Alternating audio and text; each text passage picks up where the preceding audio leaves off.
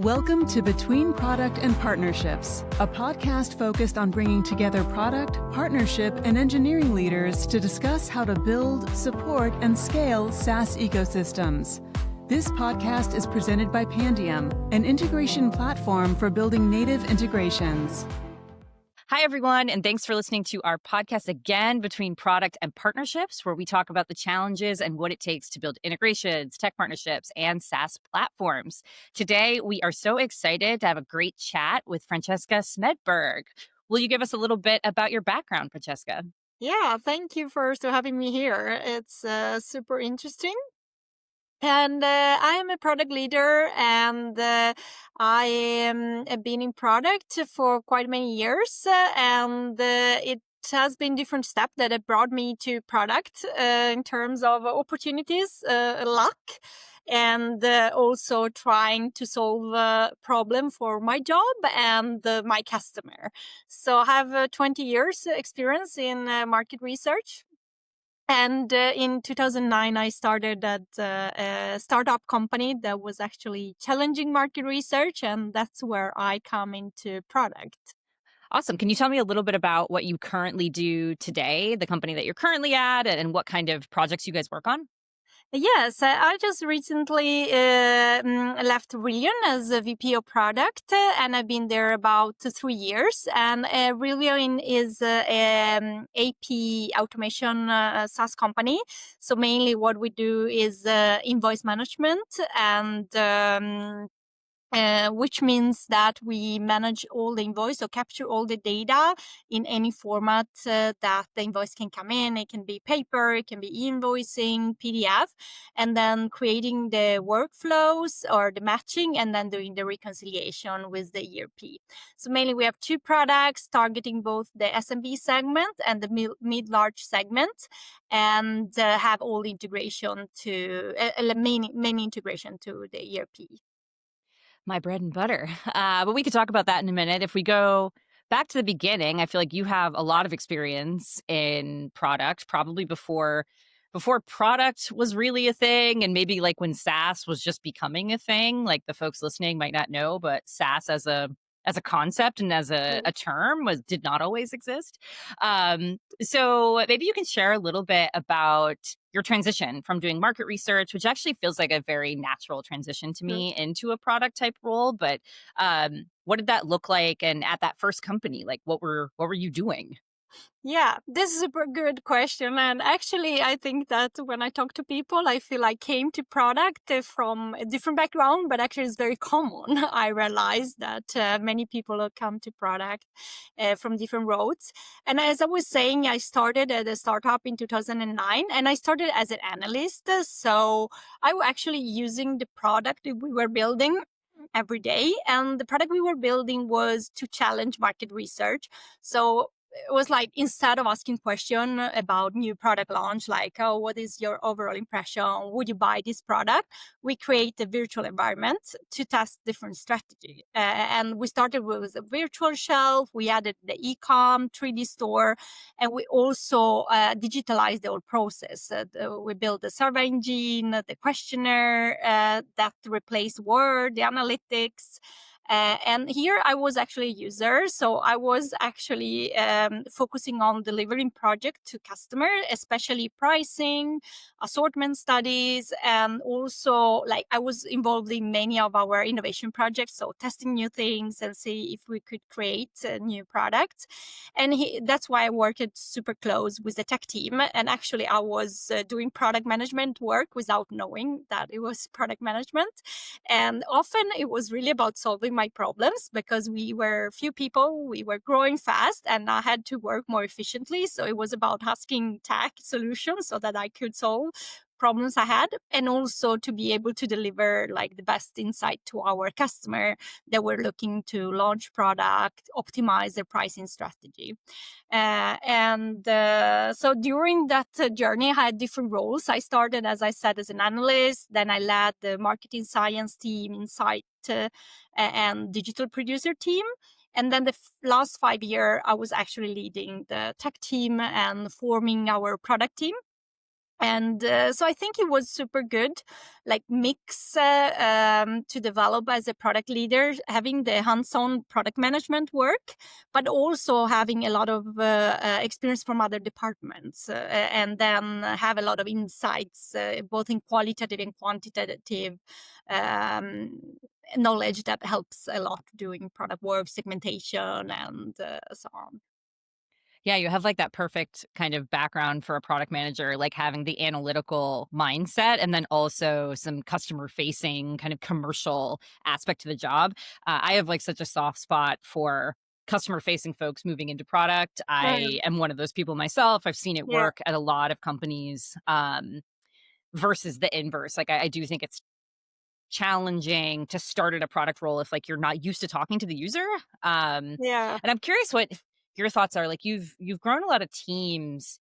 Um, what do you? And this is maybe like a big question, but what do you see as trends that are happening in product management, like as a position, potentially from the beginning of your career to mhm, now? And I ask this again under the guise of like seeing product being more of a customer facing type of yeah. problem solving role versus like an ideating type of role in recent years. But maybe that's we work primarily with SaaS companies, growing SaaS companies, not like great big huge Yeah. enterprises, so it might be different in different places. I'm just curious what your kind of thoughts are. Yeah, that's a good question. I think there is still a mix a little bit of what product manager is, and there's been product owners or different roles and so on in what like actually um, it is. But I think like if we look at the transition about what product management is and what good product management, the main difference I see today compared to like 10 years ago is that it's very much clearer what good product management is, and there is so much knowledge that is not like just theory but practical knowledge, where you talk about it not just from the product community but much broader, like from company perspective. And um, and this like helps a lot to do to improve as a product manager or a product leader in terms of a company. So I think like the first when I start learning about product management or agile, it was a lot more focus on delivery, like a lot of information like how do you deliver in a good way. So continuous delivery and in small chunks and so on. And while in the past years has come a lot of focus more on the discovery part, which I think that it becomes even a better fit coming with the market research background to really take more focus on that part of understanding what are the problems and iterating the solution. So right now, I think it's a very good because you have the both perspective in a very good way. And in that, I think the product manager role has changed in terms of being more commercially focused, or at least for me in the organization I built to have that focus, and then having engineering more empowered and like connect engineering that actually they can know the technical part and not necessarily the PM needs to be very deep on technology because you have a big team that can help you. So I find that in this sense, I see a difference.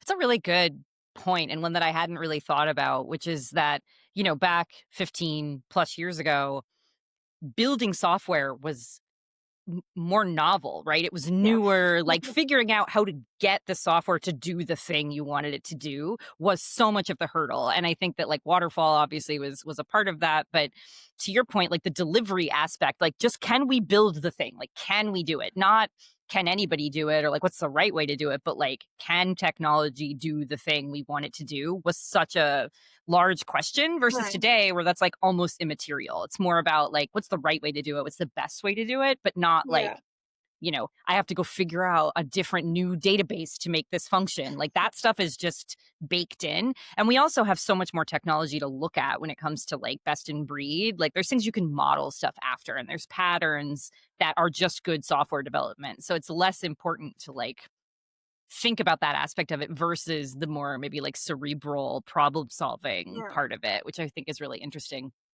And Yeah. that leads into something else. Oh, go ahead. And then it's good point, the reflection that to do. Yeah, it's like I forget, right? Like being in tech for so long, I forget what it used to be like versus now. Things are just so fast.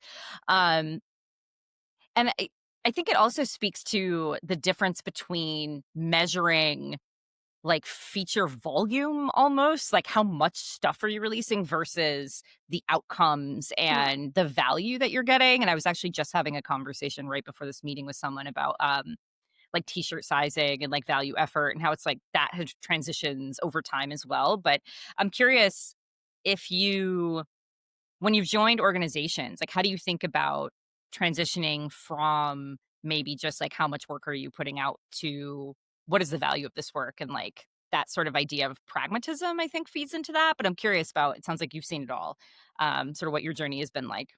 Yeah, no, that's a good question. I think it's was very different in a way in the two companies. But if I start like thinking about Rillion, where we really did the transition from being very feature focused to more go towards the being outcome focused. And Rillion, just to give you some perspective and context, is a very old company. It was founded in the 90s. So you can imagine how much it has happened since then. And so it's a result of different mergers, acquisitions. So it's a quite complex platform.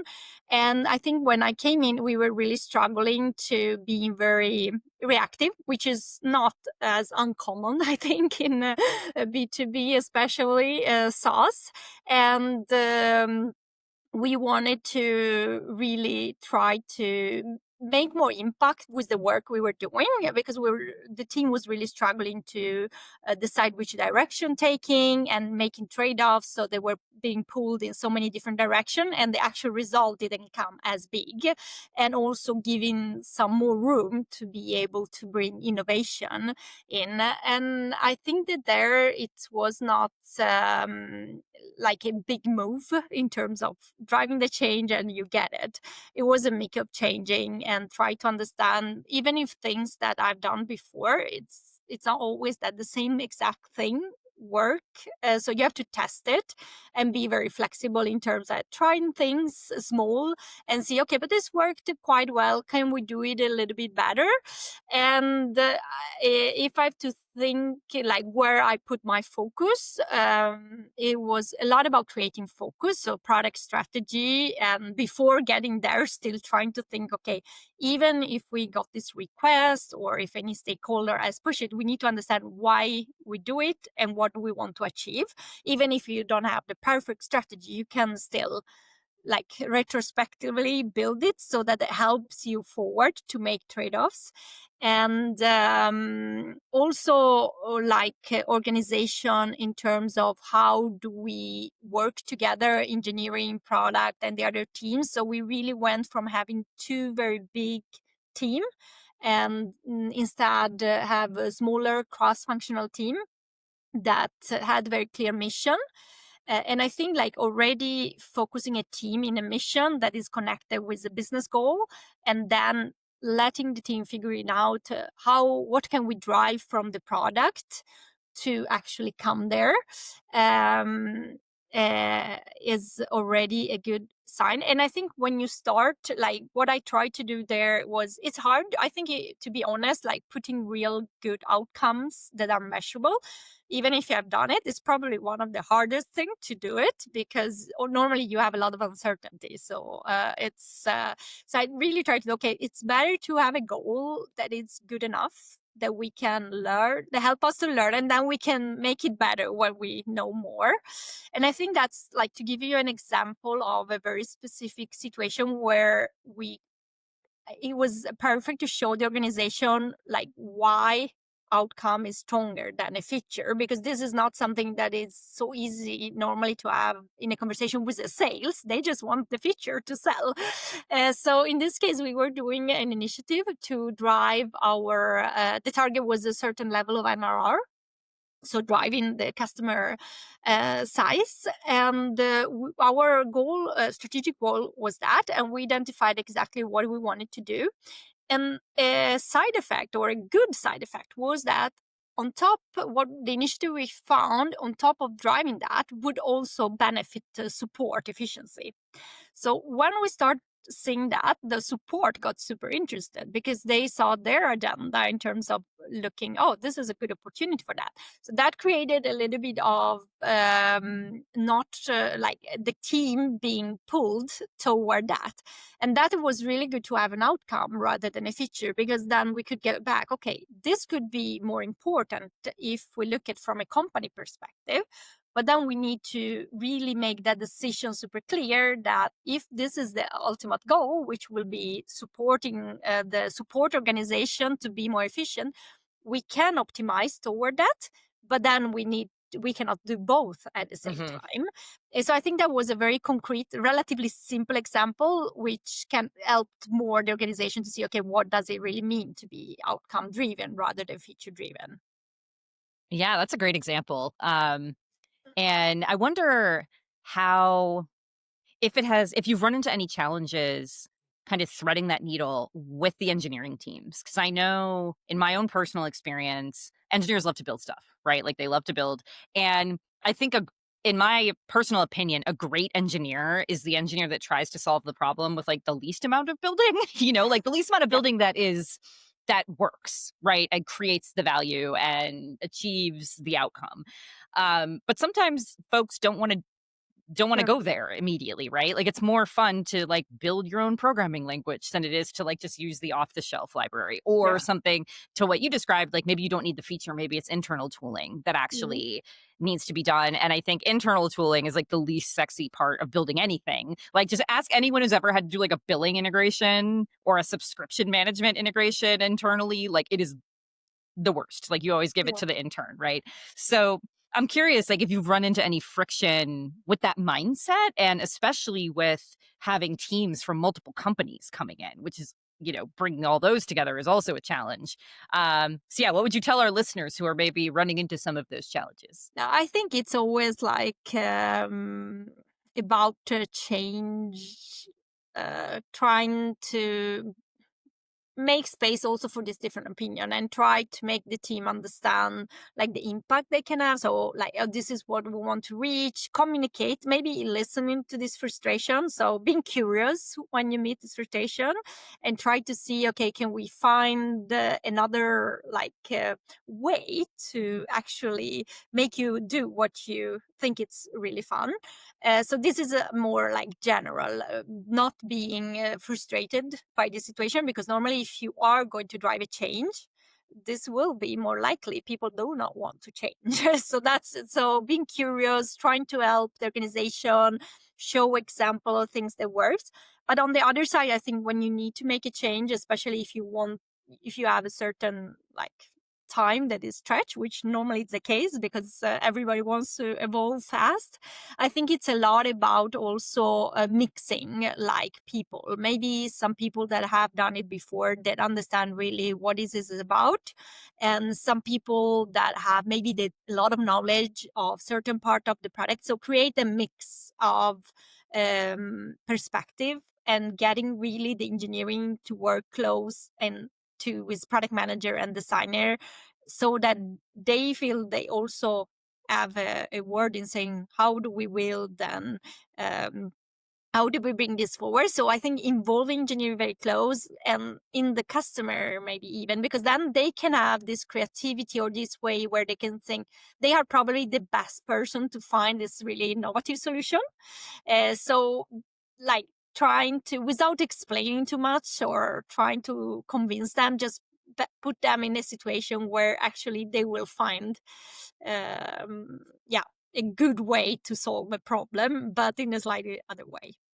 Yeah, I think it reminds me of how being a product manager or even a product owner in some places, like there's like so much interpersonal stuff that goes into that, especially when you're trying to, as you said, like make a change within an org or like sort of massage an organization into moving in a certain direction. Um, I always tell folks, we talk to a lot of partnership folks, right? And they're on the commercial side of the house, but oftentimes they have engineering requirements to get their Yeah. job done. And I always tell folks, I'm like, go over to product engineering and like find your friend. Like there will be somebody there that like really empathizes with the problems that you're having or like knows the inside baseball. And like you're not asking them to do anything they shouldn't be doing, but like those relationships can be so valuable when it comes to getting your job done, right?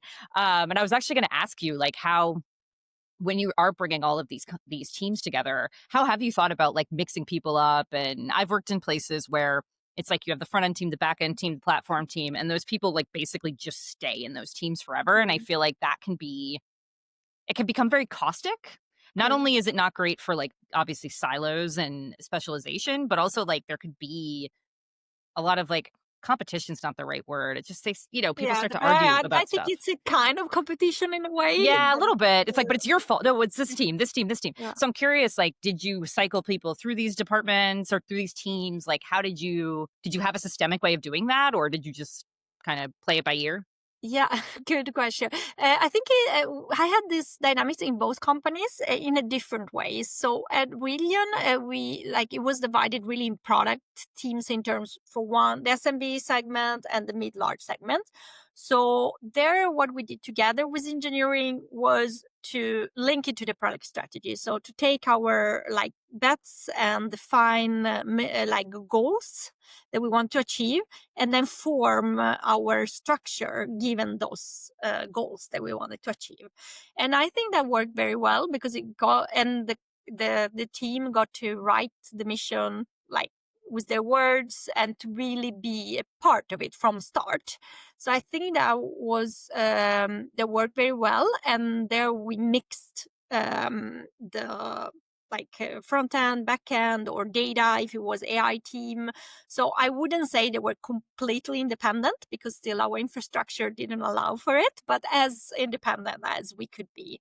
And I think that worked very well because everybody had a very clear focus on what we are trying to achieve and why, my team will be contributing to both the customer and the business. And before it was a lot of challenges actually in not being able to deliver. It was more because people were stuck in their word, as you mentioned, silos, but also like more you tend to kind of blame people. Oh, but they didn't tell it to us. And instead, if you just have to solve the problem, then you start talking to each other and figuring it out. So that was a little bit of the mind shift that trying to get people to not think too much in terms of where the problems are, why things are working, but what can I do to actually make things moving. And I think to have this type of team structure helped, and it was not random because it was very focused on the product strategy, and also try to create this mix between people that have a lot of knowledge in the product and on the other side new people that could bring this new perspective. So that combination worked quite well. And then I mean sometimes you have also to adjust because it's hard to, I think you shouldn't be too much in love with your definition of teams because it's hard to get it all right. So being also letting the people bringing up what works well, what is the challenge, and see if you need to adjust. And instead, in the other team, it was different things in terms that we went to being very small team. So we were 5 people, many like in the beginning, and then we grow up to 20. And there was more about, okay, how do we work when we are so few people? There were things that were naturally like good product practice, but we didn't have to put a lot of effort. It was easy to collaborate. We had to work together tight because we were very few people. But then it was also a little bit more chaotic. We didn't really have a lot of processes. And so there was about more kind of creating a good structure to be able to grow and without putting too much because we did it a little bit wrong where we went and we went all in agile and scrum, and suddenly we lost like our focus on what we're trying to achieve. So we over processed when we tried to grow, and actually that didn't really help us. So we had to little bit recalibrate and think, okay, we need some more structure because we cannot grow in this way. But it doesn't, like, the process itself shouldn't be our goal. So kind of being very transparent in how could we do that. And there also we created a mix of people, like instead of keeping all the 5 developer in the same team, kind of divided them. And there was 2 things that were super important to really nail the being able to scale. And one was about the knowledge bottlenecks, because when you are so few people, all people have a lot of knowledge, and it also, so it creates this kind of, all decision goes through certain people, and it's easy if you are a few people.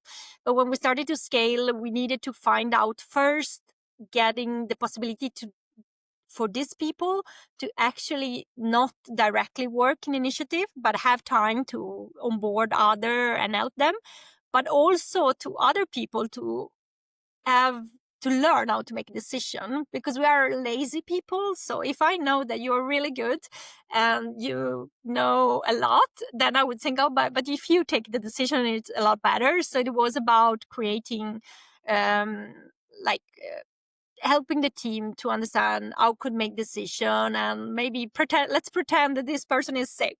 So if you were here, like, how would we do, and what is the information we need? And also learn that making decision fast is actually better than not making them, and being cautious if it's a non-reversible decision, but otherwise making sure that, like, we can make a decision, and it's better than actually not doing it and wait for somebody. Oh my God, I agree with that so much. I think that's been like from myself personally, like a guiding light in managing teams forever, is like trying to create this like psychological safety, which is getting like very fluffy, but like I'd rather you make a decision if you feel like you're capable of doing that, and we'll just clean it up if we have to. Like if you Yeah. make the wrong choice, we will figure it out, versus not feeling empowered or feeling afraid of doing something. And like if you hire smart people, or if you have good teams, they're not going to like YOLO and like go crazy and do something really destructive. Like you trust the instincts, right, of these folks. But I do think like instilling that feeling of like, if you mess something up, I'm doing air quotes for our listeners, Yeah. like, I will not be mad. We as an organization will not be mad. Like, we'd rather just give it a shot. And I think that is a really like beautiful sort of culture, which I don't love that word, but like culture to create within an organization. And it also, it drives innovation, it drives speed, and I think it creates a lot of empathy. When we were talking about those silos, it's like, it's not about like, oh, the front end team didn't do the thing they were supposed to do and that's why it's broken. It's like, oh, like we made a mistake, or somebody made a mistake, who knows, but like, what are we going to do to fix that? And I think modern software companies are better at that potentially. Maybe also, again, going back to the fact that like there doesn't need to be as much specialization as there did 20 years ago, right? Like we don't have just one DBA anymore. Like everyone works on the database, and like, sure, there's people that are specialized in some things, but it's not like it was where like you have to be super narrow because the tech is just really hard and nobody knows how it works. And I love to see think that. there as Go ahead. well, like, it is a lot about if you make the decision, you may learn something that you maybe it was the only way to learn that it was not the right decision to just do something. So I think that kind of understanding that it's better to do it than not doing it. Well, yeah, and it's also like sort of process hardening by fire, right? Like if like your brand new engineer is able to like take down prod on their like second day, like that's not their fault. Like somebody, like a bunch Yeah. of things have failed, right? At that point, if that was able to happen. And like that's not to say that outages and stuff don't happen and like feature releases don't go poorly, even in the best cases. And people do make mistakes. But I do think looking at it from the lens of like, how can we make sure that that type of thing does not happen again, is also super valuable. Like, and that doesn't happen if you don't, if every production push is flawless forever, like you're not building anything exciting, in my opinion. Like, I think you don't want it to be like Wild West, but I think like things do happen. And I think that that is a part of learning, to your point, and helping the team understand that like that is a part of learning, especially if you have junior folks who are nervous, Mm, you know, understandably. Before we run out of time, I did want to ask a question though about current product folks or folks that are like looking to get into product or up level their skills. What would you say should be someone's focus? Let's say they're like they want to move into product from another part of the org. Like, mm. what are the skills that you think they should focus on to make them a great candidate and make their lives easier when they get that job? Good question. I think like if you have not worked in product, you have good chance if you have a commercial work, a data work to get in product and do a good job. So I really would start with very the good books in terms of product manager. I like to read book. Maybe people do not like it, but like Marty Kagan or Teresa Torres, because I think that for me, the biggest shift when I change from project management to product is that it's different. You have to deal with something where it's more uncertain and understand what is the actual work. Why don't you know exactly when thing can be ready? And you cannot measure exactly everything. So I think really getting a good ground is a good start, because then you have a foundation. Then that may be a little bit theoretically in certain way, and the context that you meet will not be maybe always as described in the books, but it gives you a good hint of how good looks like. And then I will really focus in knowledge. There is a lot on a LinkedIn podcast, and try to find a little bit more concrete examples that can give you the depth. And then depending on how you think you can transition, often it's easier to get in the company, and within that company transition to product than finding a new job, especially now. Compared to a few years ago, I think that has been a little bit more challenging, the context. So it's harder for junior people, but I mean, there are possibility. And then like find good. There are so many good product people sharing a lot of conference that are free. So try to get a little bit of this hands-on experience, because at the end, the principle of product are not super complex. It's about collaborating, working together, data driven, but then do it in practice. It's not always as easy as it sounds in principle. So I think the other thing that I found super important, even at like with a lot of experience, is about a peer relationship. Like get somebody maybe that had done that transition. And if you don't know somebody, try ask somebody that knows somebody and ask for their experience, because I think like in this peer relationship you can actually learn this more hands-on experience much faster than you can do it in your own. I think that's great advice. And my experience has been that most folks, a lot of folks are like want to help. Like most Yeah. folks, especially if you're like really kind of entry level or junior in a position or looking try to get your first big promotion or second big promotion, like everyone has had to do that. Everyone that is in those jobs that you want has likely had to do a very similar thing to what you've done, and will be willing to share the knowledge. And it kind of goes back to saying like walk over to, the engineering team and find your friend, like go buy them a coffee, ask them to leave the office, like ask that PM at your company to like grab lunch and just have the conversation, right? I think it's super important. And I fully agree with you too on like find the company you want to be at and get into that company. Maybe not at like an entry level job you hate, but like, find your way Something that you into like.